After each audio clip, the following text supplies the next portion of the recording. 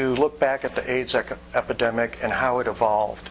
When the AIDS cases first came out, we didn't know which virus was causing the disease. We knew very little about what was going on.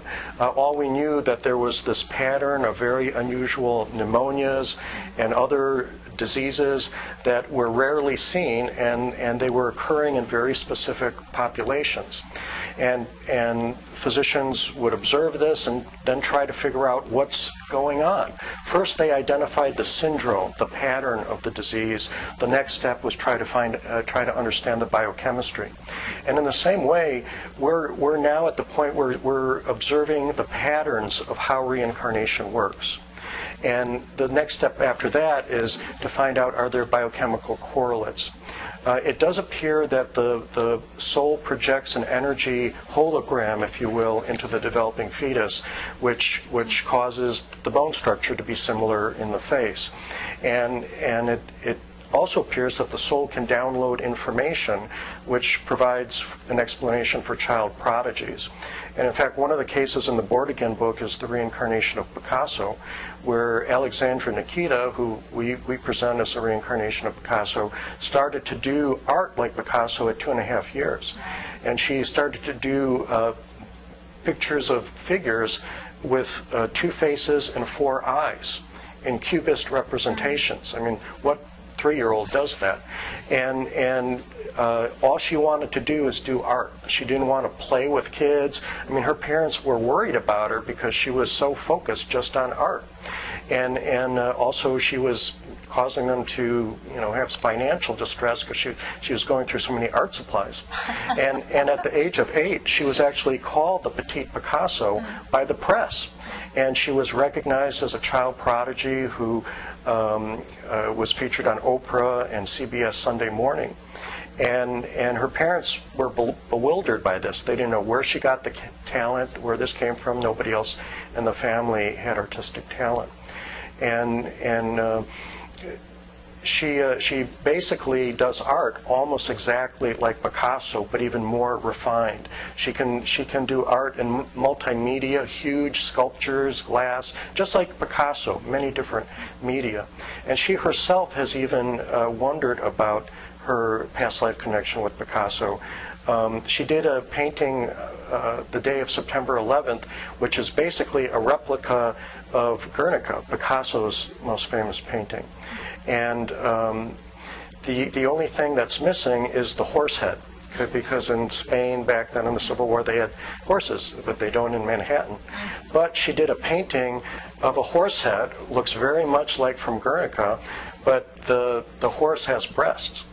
And there's a question mark in the painting, and the title of the painting is Past Life Theory.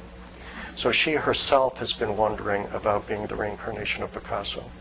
So it appears, again, the soul can project this energy template and also transfer information. It then leads to the question, well, does it also program DNA? Is there unique sequencing that the soul instills in the DNA that can be used to characterize or try to prove biochemically reincarnation? It won't be, we can't use the kind of testing that's done for criminal testing now. That's too primitive. That is based on genetics, your family and so forth. But what we would look for is the actual sequencing to see if there are sequencing patterns that are unique for the soul. I'm curious, what kind of, if you've thought of this, what kind of scientist, what's the profile of the kind of scientist who would, would grab hold of this? I mean, this seems like something that's very cutting edge, but it's also very risky. If you're in a conventional type of, setting, research setting, but what kind of scientist would you see that would be really compelled to follow this line and explore this? Well, I think basically scientists with an open mind, people who will read the literature. I think if you're really familiar with the literature, there's no way you can't believe in reincarnation. There's just too much there that you can't explain otherwise. So, I mean, we have gotten the interest. Kary Mullis, who actually invented polymerase chain reaction, the chemical reaction that underlies DNA fingerprinting, he and his wife agreed to be cases in my Revolutionaries book. And he won the Nobel Prize for it. So we have many people in our group, including Norm Shealy, who's a world-known neurosurgeon, who invented the TENS unit and the dorsal column stimulator that are used all over the world, who knows about his own reincarnation case, and he's featured as a reincarnation case in Born Again. And he found out spontaneously. He was at a lecture in 1978. Somebody was talking about hypnosis and how it was used in the past so that physicians could do hypnosis so people could have surgery and not experience pain. This was before anesthesia was developed.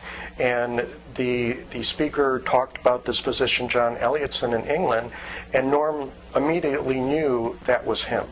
And he said a bolt of energy went down his spine, and he viscerally knew that he was Elliotson, even though at the time he didn't know if he believed in reincarnation or not.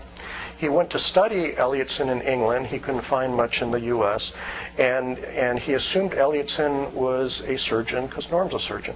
He asked a cab driver to take him to the Royal College of Surgeons. At one point, the cab made a right turn. Norm was physically turned around in his cab and looked back through the back window. And he told the cab driver, "Turn around, go the other way." And he led the cab driver up a few blocks, and they pulled up to London College Hospital. He got out, went in, and found that's indeed where Elliotson had practiced. He went to Elliotson's office, felt a great sense of familiarity, and then found that Elliotson had written a book that mirrored a book that Norm had written about the hypocrisy of medicine and accepting new ideas. And they even used the same examples in history in their two versions of these books. And Norm has been telling this story for 30 years. Once I even had dinner with him and Caroline Mace, who's a partner of his in medical clairvoyant research.